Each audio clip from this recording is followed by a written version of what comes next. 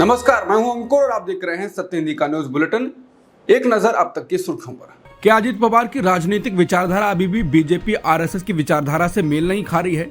भले ही वो बीजेपी के नेतृत्व वाली महायुति सरकार में साझेदार हैं, लेकिन लगता है कि उन्होंने बीजेपी आरएसएस की विचारधारा से एक दूरी बनाकर रखी हुई है। ऐसा तब भी देखा गया जब आरएसएस के मुख्यालय में महायुति के नेताओं को निमंत्रण था, लेकिन इसमें अजित पवार नहीं शामिल हुए।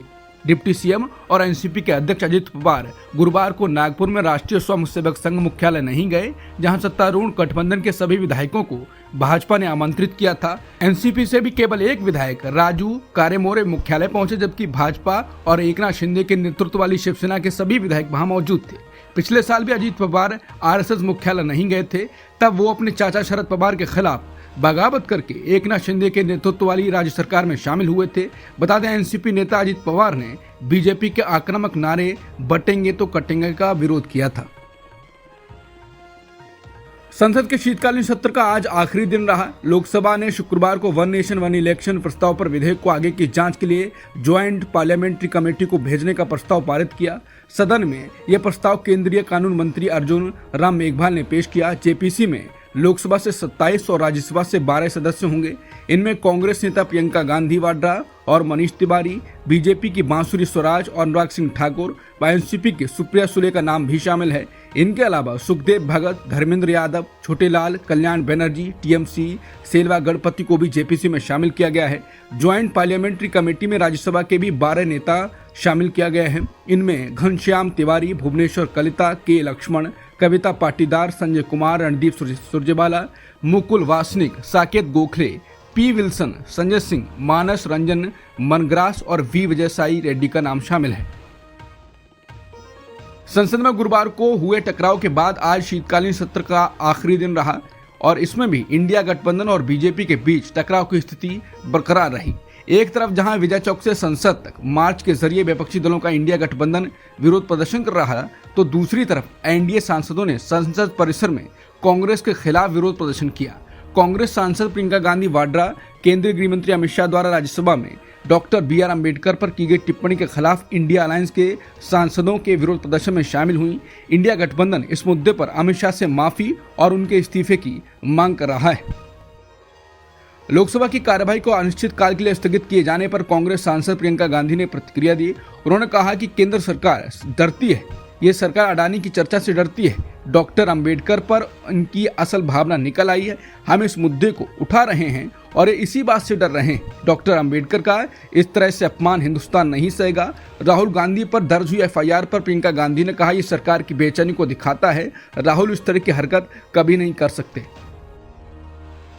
अमित शाह के बयान पर अब सरकार में शामिल दल के नेता भी बोलने लगे हैं। अब आरएलडी के प्रदेश प्रवक्ता कमल गौतम ने कहा है कि अमित शाह जी का बयान सही नहीं है, उन्हें माफी मांगनी चाहिए। उन्होंने कहा कि बाबा साहेब अम्बेडकर को जो लोग भगवान मानते हैं, उनके लिए टिप्पणी सही नहीं। अमित शाह को माफी मांगनी चाहिए।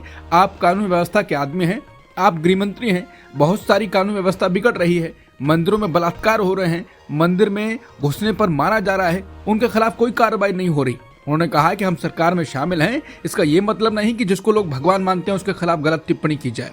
उन्हें माफी मांगनी चाहिए। बयान ये छोटा नहीं है। अमित शाह के द्वारा ये कहने कि मेरा बयान तोड़ मरोड़ कर पेश किया गया, इस पर आरएलडी प्रवक्ता ने कहा कि तोड़ मरोड़ कर पेश किया गया तो उसमें माफी मांगने में कोई दिक्कत नहीं। वोट मांगने के लिए ये लोग हाथ जोड़कर जाते हैं। हमारा समाज इससे दुखी है। अमित शाह ने ऐसी बात कही है, माफी मांगे और माहौल संभालें। आरएलडी प्रवक्ता ने कहा कि जयंत चौधरी अंबेडकर की विचारधारा के खिलाफ नहीं। अभी आपने देखा, कामन का मुद्दा उठा था, सबसे पहले जयंत चौधरी आगे आए थे।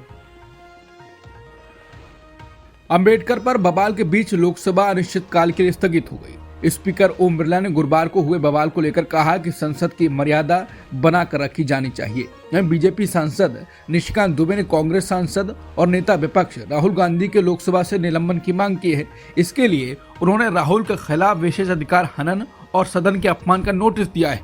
दुबे ने लोकसभा अध्यक्ष ओम बिरला को नोटिस भेजा है। उन्होंने स्पीकर से मामले को विशेषाधिकार समिति के पास भेजने को कहा।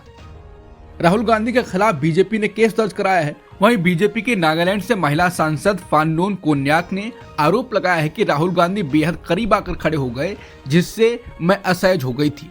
हम बेहद शांतिपूर्ण प्रदर्शन कर रहे थे। इसी दौरान राहुल गांधी आए और मेरे ऊपर चिल्लाने लगे।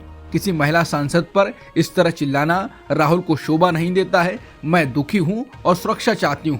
राहुल गांधी के खिलाफ जिन धाराओं में केस दर्ज करवाया गया है वो है धारा 109 हत्या का प्रयास, धारा 115 स्वेच्छा से चोट पहुंचाना, धारा 117 स्वेच्छा से गंभीर चोट पहुंचाना, धारा 121 सरकारी कर्मचारी को उसके कर्तव्य से विचलित करने के लिए चोट पहुंचाना, धारा 351 आपराधिक धमकी, धारा 125 दूसरों की सुरक्षा को खतरे में डालना।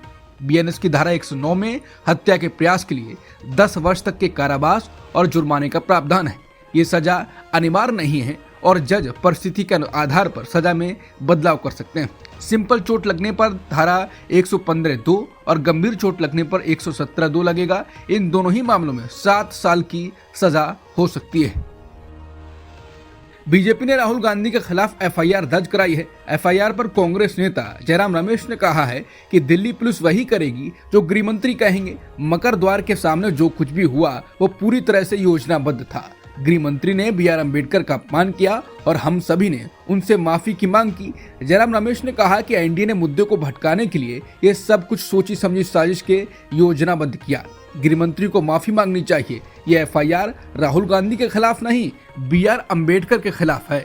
अमित शाह के खिलाफ जारी विपक्षी दलों के विरोध प्रदर्शन के दौरान कांग्रेस अध्यक्ष मल्लिकार्जुन खड़गे भी पहुंचे और उनके इस्तीफे की मांग की। अखिलेश यादव ने कहा कि बीजेपी समय समय पर संविधान और लोकतंत्र को कमजोर करने की कोशिश करती रहती है। लोकसभा में विपक्ष के नेता राहुल गांधी के खिलाफ एफआईआर पर उन्होंने कहा कि हमें बीजेपी की चालों को समझना होगा। वो पहले असंवैधानिक काम करते हैं, अन्याय करते हैं। जब आप अन्याय का सामना करने वालों के साथ खड़े होते हैं तो वो झूठे मामले दर्ज करवाते हैं। ऐसा पहली बार नहीं हो रहा है, ये भाजपा की रणनीति है। बाबा साहेब अम्बेडकर पर अमित शाह के बयान के बाद भूचाल आया हुआ है। मामला धक्का मुक्की तक पहुंच गया है। बीजेपी सीधे राहुल गांधी पर अपने 2 सांसदों को धक्का देने और उन्हें एक धक्के में सीधे आईसीयू पहुंचाने का आरोप लगा रही है। वहीं 80+ उम्र के मल्लिकार्जुन खड़गे भी कहते हैं कि उनको धक्का दिया गया है जिससे उनके घुटने में चोट आई। लेकिन 69 साल की उम्र के प्रताप सारंगी को बीजेपी ने बूढ़ा बता दिया है और खड़गे को लेकर ऐसा बयान दिया कि उस पर भी बवाल हो गया। निशिकांत दुबे ने मल्लिकार्जुन खड़गे पर बहुत अमर्यादित टिप्पणी की और कहा कि मल्लिकार्जुन खड़गे बहुत ज्यादा खाना खाते हैं, मोटा गए हैं, इसलिए गिर गए। मैंने उनको व्यक्तिगत कितनी बार कहा है कि आप अपने वेट को कम करिए, आप मॉर्निंग वॉक कर चलिए। आपका घुटना शरीर के कारण काम नहीं कर रहा है, इसलिए आपको चलने में हमेशा दिक्कत हो रही है। मैंने उन्हें 10 बार कहा होगा। वो पैदल चलते नहीं, शाम का खाना छोड़ते नहीं। उनका शरीर दिन प्रतिदिन हैवी होता जा रहा है। जिसके बाद लोग कह रहे हैं कि दलित समाज से आने वाले बुजुर्ग सांसद मल्लिकार्जुन खड़गे को भाजपाई सांसदों ने पार्लियामेंट में गिरा दिया और ब्राह्मण सांसद निशिकांत दुबे ने उन पर ऐसी अमर्यादित टिप्पणी की। हालांकि निशिकांत दुबे प्रताप सारंगी को बुजुर्ग बताकर राहुल गांधी से संसद में भिड़ भी चुके हैं। हालांकि राहुल ने बहुत सहजता से जवाब दिया और चले गए। बता दें, निशिकांत दुबे उन प्रताप सारंगी की बात कर रहे थे जिन पर ऑस्ट्रेलियाई मिशनरी ग्राहम स्टेन्स और उनके 11 और 7 साल के 2 बेटों को जिंदा जलाने का आरोप लगा था। जब वो 1999 में ओडिशा में बजरंग दल के प्रमुख थे, तब बजरंग दल से जुड़े लोगों के एक समूह ने परिवार को जिंदा जला दिया था। ये नहीं भूलना चाहिए कि जब कार में आग लगाई गई थी तब वो तीनों उसमें सो रहे थे। इस मामले में बजरंग दल के नेता को दोषी भी ठहराया गया था। वहीं वर्ष 2002 में ओडिशा राज्य विधानसभा पर बजरंग दल सहित हिंदू दक्षिणपंथी समूहों द्वारा किए गए हमले के बाद दंगा, आगजनी, हमला और सरकारी संपत्ति को नुकसान पहुंचाने के आरोप में उन्हें गिरफ्तार भी किया जा चुका है और संसद में लगी चोट उनकी राजनीतिक चोट बन गई है। शुरुआत में उनको हल्का सा खून दिखाया गया, फिर पट्टियों के साथ बढ़ती ही गई और अंत में पूरे सिर पर पट्टी ही पट्टी हो गई। इस साल की शुरुआत में आंध्र प्रदेश में वोटिंग लिस्ट से वोटर्स के नाम हटाए जाने को लेकर 70 एफआईआर से लेकर चुनावी राज्य दिल्ली में वोटर्स का नाम हटाए जाने के आरोप तक पिछले कुछ महीनों में वोटिंग लिस्ट ने विपक्ष की चिंता के रूप में ईवीएम की जगह ले ली है। ये 2024 की समस्या नहीं है। पिछले साल सुप्रीम कोर्ट ने एक जनहित याचिका का निपटारा कर दिया था, जब भारत के चुनाव आयोग ने कहा था कि वोटर्स को पहले सूचना दिए बिना नाम नहीं हटाए जा सकते। फिर सवाल बना रहा कि क्या गलत तरीके से वोटर लिस्ट में नाम काटे जा रहे हैं। इसको लेकर अब न्यूज लॉन्ड्री ने जांच करने के लिए 3 लोकसभा सीटों में सर्वे किया। सर्वे यूपी की फर्रुखाबाद सीट, मेरठ और दिल्ली की चांदनी चौक का किया गया। पाया गया कि 2024 के लोकसभा चुनावों में भाजपा द्वारा जीती गई 3 लोकसभा सीटों में उन समुदायों के वोटर्स को बड़े पैमाने पर टारगेट करके नाम काटा गया जिनकी बीजेपी को वोट देने की संभावना कम थी, जैसे मुस्लिम, यादव और जाटव। उत्तर प्रदेश के फर्रुखाबाद में 32,000 से अधिक वोटर का नाम काट दिया गया, जहां जीत का अंतर सिर्फ 2,678 वोटों का था। सर्वे में पाया गया कि जिन इलाकों में यादव, मुस्लिम, शाक्य और जाटव थे, वहां वोटर्स का नाम कथित ऊंची जाति वाले इलाके से बड़ी मात्रा में काटे गए। मेरठ में फर्जी वोटर काफी पनपे। 2 बूथ सर्वेक्षण से पता चला कि लोकसभा क्षेत्र में 27% मौजूदा वोटर फर्जी थे। यहाँ भाजपा के उम्मीदवार सिर्फ 10,000 वोटों से जीते थे। इस साल 1 लाख से ज्यादा वोटर जोड़े गए। इसके अलावा पंजाबी और सवर्ण जाति के वोटर्स की आबादी वाले चांदनी चौक मॉडल टाउन में वोटर 3 गुना कम हटाए गए। तुलना करें अगर उन इलाकों से जहां मुस्लिम और पिछड़े वोटर्स हैं। कुल मिलाकर सर्वे में पाया गया कि जिन वोटर्स को बीजेपी को वोट देने की संभावना कम थी, उस इलाके में जमकर वोट काटे गए। इसके अलावा नए वोटर्स को शामिल करने के लिए फर्जी वोटर्स की पहचान करने के लिए और अधिक व्यापक जांच की जरूरत है।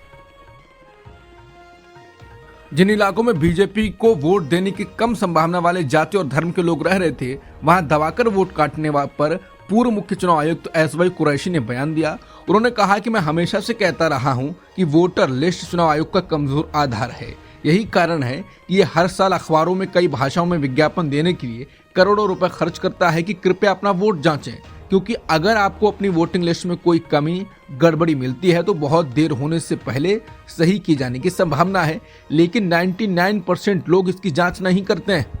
एसवाई कुरैशी का कहना है कि जाति और धर्म को देख बड़े पैमाने पर वोट काटे और जोड़े जा रहे हैं, राजनीतिक विचारों के आधार पर।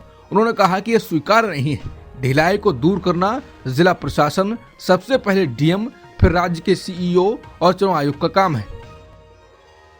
हाल के दिनों में मंदिर मस्जिद विवादों को लेकर देश भर में गरमाई सियासत के बीच राष्ट्रीय स्वयंसेवक संघ के प्रमुख मोहन भागवत ने बड़ा बयान दिया और कहा कि अयोध्या राम मंदिर निर्माण के बाद कुछ लोगों को ऐसा लग रहा है कि वो ऐसे मुद्दों को उठाकर हिंदुओं के नेता बन सकते हैं। उन्होंने कहा ये नए विवाद स्वीकार्य नहीं है। दरअसल पुणे में एक कार्यक्रम के दौरान राष्ट्रीय स्वयंसेवक संघ के प्रमुख मोहन भागवत ने समावेशी समाज की वकालत की। उन्होंने कहा कि दुनिया को दिखाने की आवश्यकता है कि देश सद्भावना के साथ रह सकता है। आरएसएस चीफ ने कहा कि रामकृष्ण मिशन में क्रिसमस मनाया जाता है, केवल हम ऐसा कर सकते हैं क्योंकि हम हिंदू हैं। उन्होंने कहा कि राम मंदिर निर्माण के बाद कुछ लोगों को लगता है कि वो नई जगहों पर इसी तरह के मुद्दों को उठाकर हिंदुओं के नेता बन सकते हैं, लेकिन ये किसी भी कीमत पर स्वीकार्य नहीं है। आरएसएस चीफ ने भारतीय समाज में विविधता को लेकर कहा कि हम लंबे समय से सद्भावना से रह रहे हैं। अगर हम दुनिया को ये सद्भावना प्रदान करना चाहते हैं तो हमें इसका एक मॉडल बनाने की जरूरत है। सुप्रीम कोर्ट ने गुरुवार को इस बात पर जोर दिया कि महिलाओं की भलाई के लिए बनाए गए कानूनों का दुरुपयोग उनके पति के खिलाफ उत्पीड़न, धमकी या जबरन वसूली के लिए नहीं किया जा सकता। सुप्रीम कोर्ट ने इस बात पर जोर दिया कि गुजारा भत्ता पूर्व पति पत्नी की वित्तीय स्थिति को बराबर करने के लिए नहीं, बल्कि महिला को उचित जीवन स्तर प्रदान करने के लिए है। जस्टिस बीबी नागरत्ना और जस्टिस पंकज मित्तल की बेंच ने कहा कि हिंदू विवाह एक पवित्र प्रथा है, ये परिवार की नींव है, ये कोई कॉमर्शियल वेंचर नहीं है। सुप्रीम कोर्ट ने कहा कि महिलाओं को इस बात को लेकर सावधान रहने की जरूरत है कि उनके हाथों में कानून के ये सख्त प्रावधान उनकी भलाई के लिए हैं, ना कि उनके पतियों को दंडित करने, धमकाने, उन पर हावी होने या उनसे जबरन वसूली करने के लिए। Chief of defence staff general Bipin Rawat की 8 दिसंबर 2021 को तमिलनाडु के कन्नूर के पास हेलीकॉप्टर हादसे में मौत हो गई थी। इस दुर्घटना में जनरल रावत की पत्नी मधुलिका रावत समेत कुल 12 लोगों की मौत हो गई थी। अब इन सभी की मौतों को लेकर रक्षा मंत्रालय की स्थायी समिति ने एक रिपोर्ट पेश की है। इस हादसे की वजह ह्यूमन एरर थी। 18वीं लोकसभा की स्थायी समिति की रिपोर्ट में कहा गया है कि वित्तीय वर्ष 2017 से 2022 तक 13वीं रक्षा अवधि योजना के दौरान कुल 34 आईएएफ दुर्घटनाएं हुई। वित्त वर्ष 2021-22 के दौरान कुल 9 दुर्घटनाएं हुई और 8 दिसंबर 2021 को हुई दुर्घटना ह्यूमन एरर की वजह से हुई। इस घटना की जांच कर रहे अधिकारियों ने शुरुआती तौर पर बताया कि मौसम में बदलाव की वजह से हादसा हुआ था। राजस्थान के जयपुर अजमेर हाईवे पर भांकरोटा थाने इलाके में हुई टैंकर ब्लास्ट की घटना में मौत का आंकड़ा बढ़कर 9 पहुंच गया है। घटना में झुलसे घायलों को जयपुर के सवाई मानसिंह अस्पताल में भर्ती कराया गया है। शुक्रवार की सुबह करीब 6 बजे गैस से भरे एक टैंकर में ब्लास्ट होने से यह भयानक घटना हुई। शुरुआती जानकारी के मुताबिक ट्रक की टक्कर के बाद टैंकर में ब्लास्ट हुआ और 30 से ज्यादा गाड़ियां आग की चपेट में आ गई। इस हादसे में एक बस भी पूरी तरह जल गई है। हरियाणा के पूर्व मुख्यमंत्री और इंडियन नेशनल लोकदल के राष्ट्रीय अध्यक्ष ओम प्रकाश चौटाला का शुक्रवार को 89 साल की उम्र में निधन हो गया। ओम प्रकाश चौटाला 7 बार विधायक और 5 बार हरियाणा के मुख्यमंत्री बने थे। समाचार एजेंसी पीटीआई से INLD के प्रवक्ता ने कहा है कि चौटाला का निधन हार्ट फेलियर से हुआ है। आखिरी बार चौटाला हरियाणा विधानसभा चुनाव में मतदान के दौरान सिरसा स्थित चौटाला गांव में मतदान केंद्र पर दिखे थे। चौटाला को भ्रष्टाचार के मामले में जेल की सजा भी मिली थी।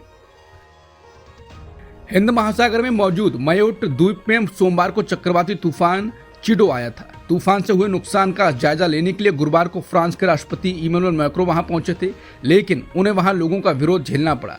द्वीप के लोगों ने मैक्रो से और अधिक मदद की मांग के साथ ही उनसे इस्तीफा देने को कहा। इसके जवाब में मैक्रो ने स्थानीय लोगों से कहा कि मैं ना तो चक्रवात हूं और ना ही इसके लिए जिम्मेदार हूं। रूस के राष्ट्रपति व्लादिमीर पुतिन ने गुरुवार को वार्षिक प्रेस कॉन्फ्रेंस में कहा कि रूस को पहले ही यूक्रेन पर पूरी क्षमता से हमला करना चाहिए था। उनके मुताबिक रूस को युद्ध के लिए बेहतर तरीके से तैयार रहना चाहिए था और साल 2022 में किए गए यूक्रेन पर हमले के लिए व्यवस्थित तैयारी करनी चाहिए थी। पुतिन ने 4 घंटे से भी ज्यादा चली प्रेस कॉन्फ्रेंस के दौरान बशर अल असद, रूस के परमाणु कार्यक्रम और रूस में बढ़ती महंगाई और ट्रंप से जुड़े सवालों के जवाब दिए।